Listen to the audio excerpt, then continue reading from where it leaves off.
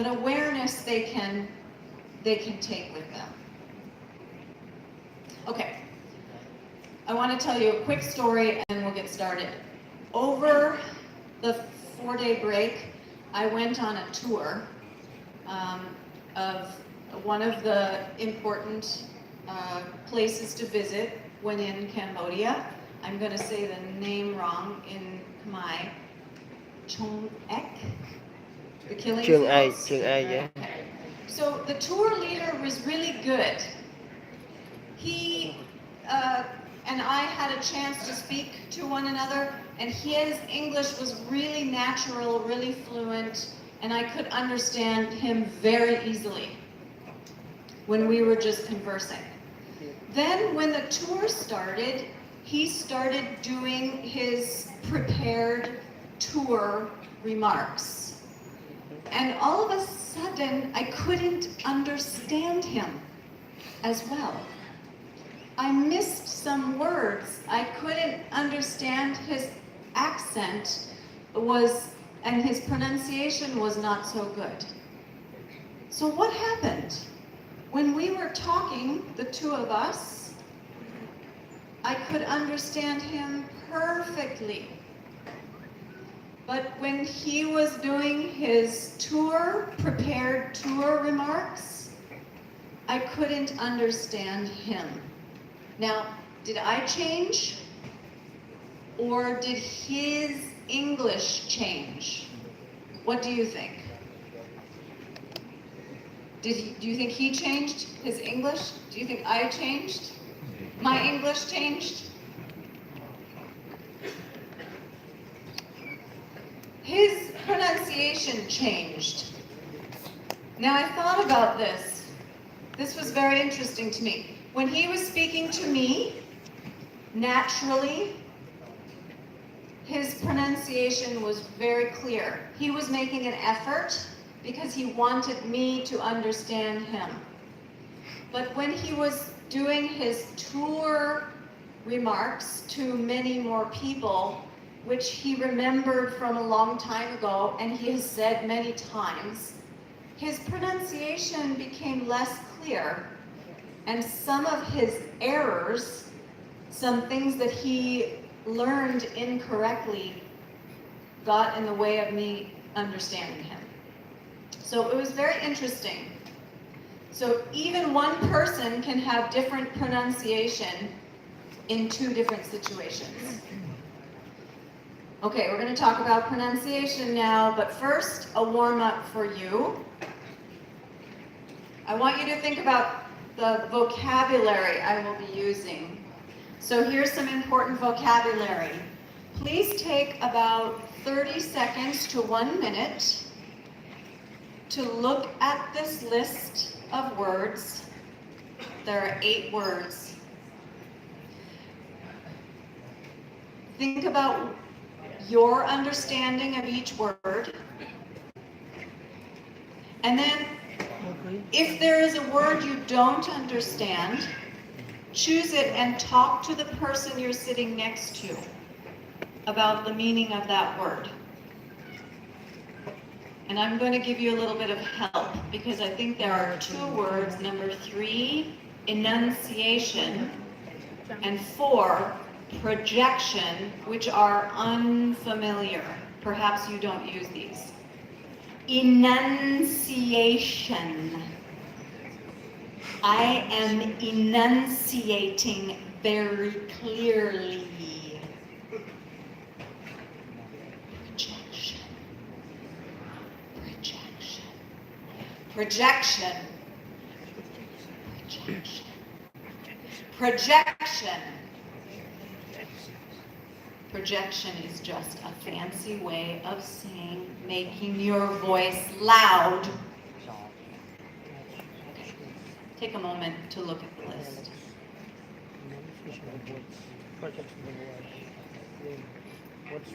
And feel free to use your dictionary on your phone if you would like to.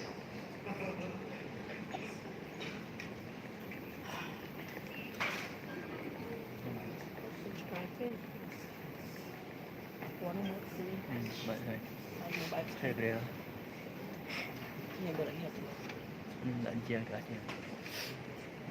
Remember to choose one word that is most difficult or you're not sure about and talk to your neighbor. Talk to the person you're sitting next to about that word. We'll take a few more seconds.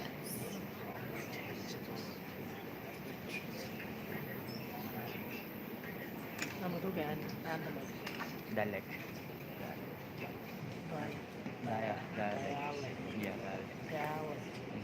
Enunciation of words. Enunciation of words. Projects of the voice. Projections. Okay, I'm going to go to the next slide, but you'll still see this list. Syllable. Intonation. So, this is important vocabulary to understand in order to become better teachers about pronunciation. And you probably already learned this, but maybe a long time ago, or maybe last month, I don't know. Accent is not the same as pronunciation. Accent is just your first language informing the way you use your muscles in your mouth. Your accent is beautiful. It's part of you. People can have very strong accents but still be pronouncing the words correctly. Dialect. Dialect is a little bit of changed vocabulary. So in English, we have several dialects in the United States, but there are not too many vocabulary words. But if you go to a country like England, you might hear somebody use some different vocabulary. So dialect is not the same as pronunciation. Enunciation is the work that you do to make your sounds clear. It's not the same as pronunciation, but it very much helps people understand you if you have clear enunciation. But you have to have confidence when you speak to make your sounds clear. So that's something you can give to your students, enough practice that they become more confident to make the sounds very strong and clear. Projection. Some students are very quiet. It's hard to hear them. We have to help our students become confident to speak more loudly. But of course, there are some cultural rules. Sometimes females are taught not to speak too loudly. So we have to help our students so that we don't have to work hard to hear them. None of those things are pronunciation. They're all important, but they're not pronunciation. Pronunciation is rhythm. Rhythm is like music. Every language has a music. Word stress. Word stress. Listen to my name. Lauren. Lauren. Lauren. Lauren. Okay? So there's stress in that word in the first syllable. But when I say a sentence, I also use word stress. When I say a sentence, I also use word stress. Okay? So that's where we put the emphasis.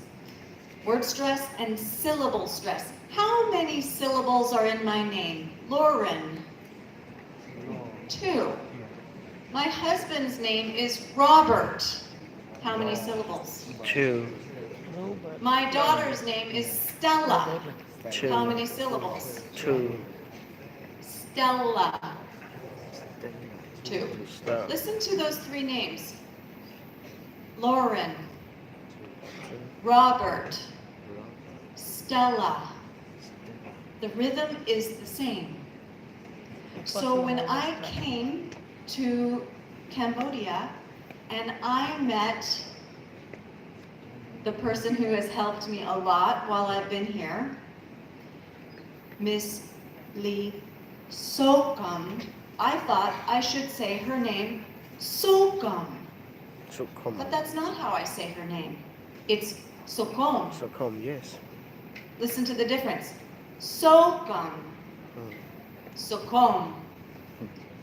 I thought because my name is Lauren, Robert, Stella, I should say Sokum. I made a mistake because the emphasis is not on the first syllable, it's on the second syllable. Sokom. We want, I forgot about intonation. Intonation is just the way we curve our voice so that we can make a question or an answer. We want students to have fairly good accuracy, to be correct most of the time, and to have fluency and confidence in pronunciation. What we don't want is we don't want them to make mistakes over and over and over again so that they don't know the difference between the mistake and the correction. Let's do some practice. Please say these two questions. Say them to the person sitting next to you.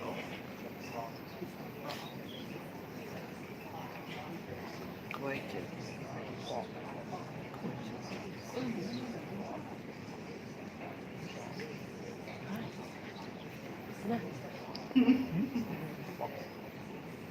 Okay.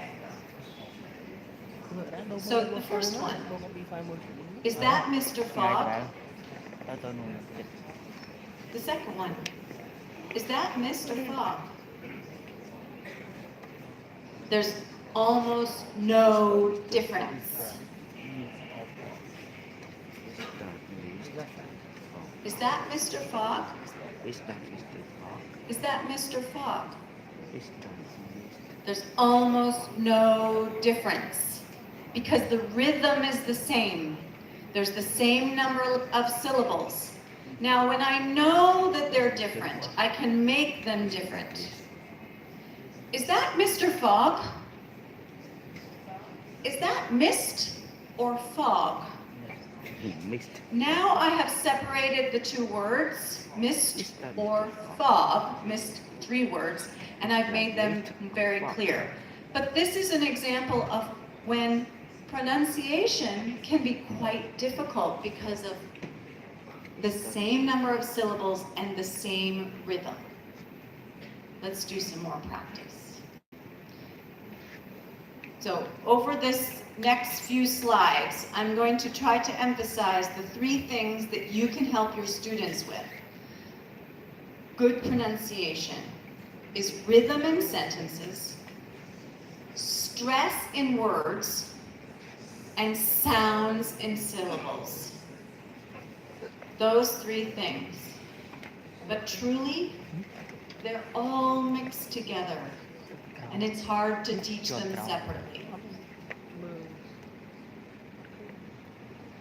So we're going to be listening to some words and phrases. Oops, I think I might need a new battery. I want you to notice the rhythm. Notice about the and these phrases, these sentences. The first, number 1, engineer. He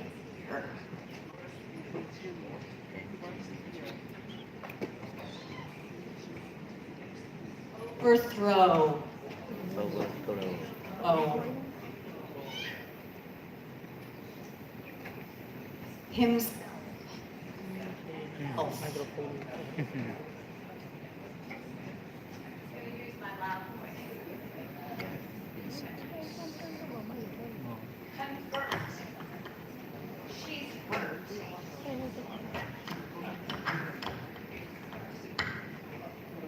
Presented. He sent it.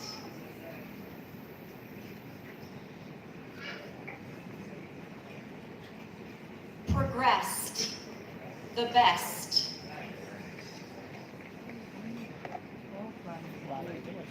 Permit. Learn it. Notice that number 4 is a verb. So following the rule, Presented. the syllable stress is on the second syllable. Convert. Number 7 is a noun. Following the rule, for nouns, the syllable stress is on the first syllable. Permit. Okay, that's a rule you can remember. You need, as teachers, to remember that rule and find ways to help your students practice it in natural speech. For you to remember the rule is helpful because then you can look for opportunities to practice it with your students. So, okay, what did you notice about rhythm? Outro. Inside. Word. Presented. Correct. Commit. Did the words and the phrases seem the same in terms of rhythm? Yes. Yes, they were the same. The words and the phrases were the same in terms of rhythm.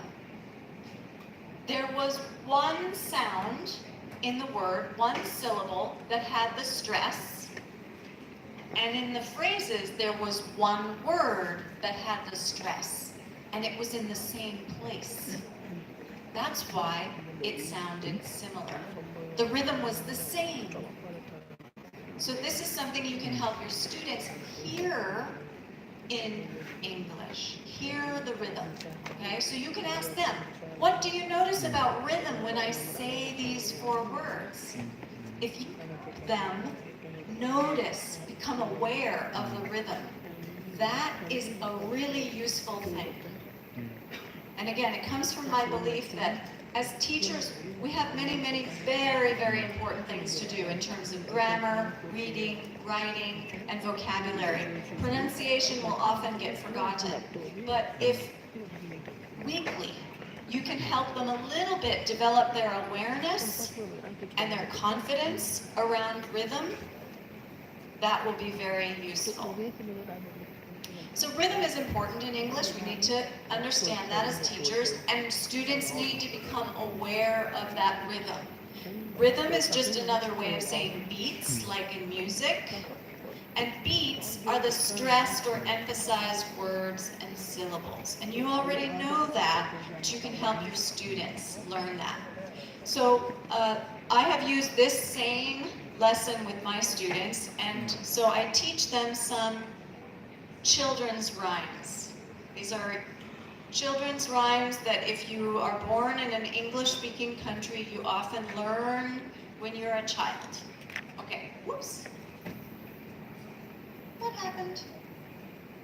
I think that might be me. There we go. Okay, so this one you just listened to. 1, 2, buckle my shoe. 3, 4, close the door. 5, 6, pick up sticks. 7, 8, lay them straight. So what you'll notice is there are 2 beats in each line. 1, 2. 2 beats. But now look, there's 3 words, 4 syllables, but still just 2 beats.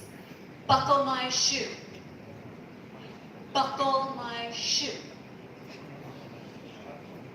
What that means is I have to say the other sounds quickly. 3, 4. Close the door. 5, 6. 5, 6. Pick up sticks. Pick up stick. 7, 8. 7, 8. Lay them straight. Thank you for joining me. Okay, let's try it together. It really helps to use your body. Tap your foot. Snap your fingers. Do something with your body. That way you can feel the rhythm. Okay, let's do it. I'll go slower than I did it before. 1, 2. 1, 2, buckle my shoe. 3, 4, 4, close the door. 5, 6, pick up pick sticks. up stick, 7, 8, lay them straight. lay them straight. Is my voice a little bit too loud? Or is it okay? All right, here's another one. This one's a little bit violent. Okay, so we're going to listen to the beats. This time I'm going to let you listen, and I'm not going to put up my fingers, and I'm not going to do anything with my body. I want you to try to listen and hear the beats.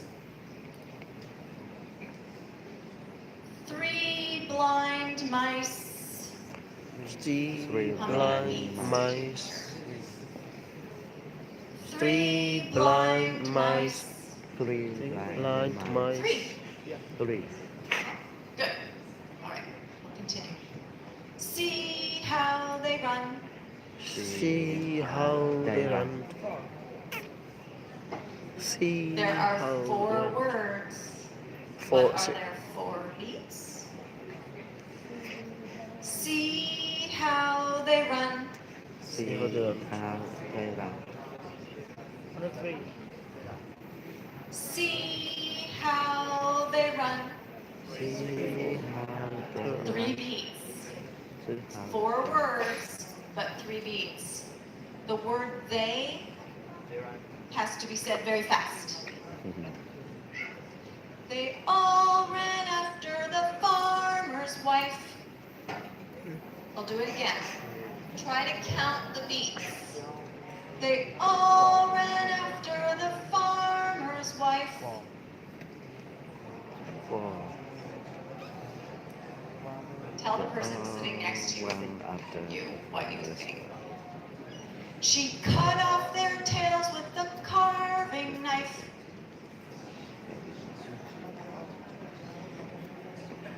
Did you ever see such a sight in your life as 3 blind mice?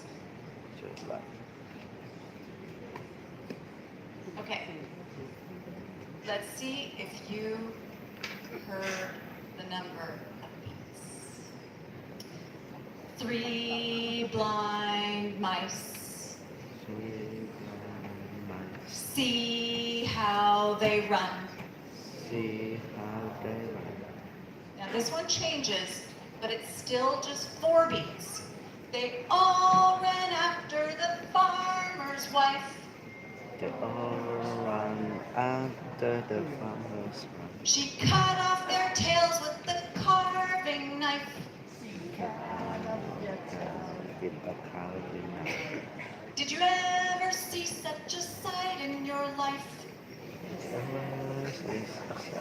Your life as 3 blind mice? is really blind mice. Okay, this is a famous children's song, but it illustrates how beats work in language. Even though we are singing this song, it's the same in a sentence, okay?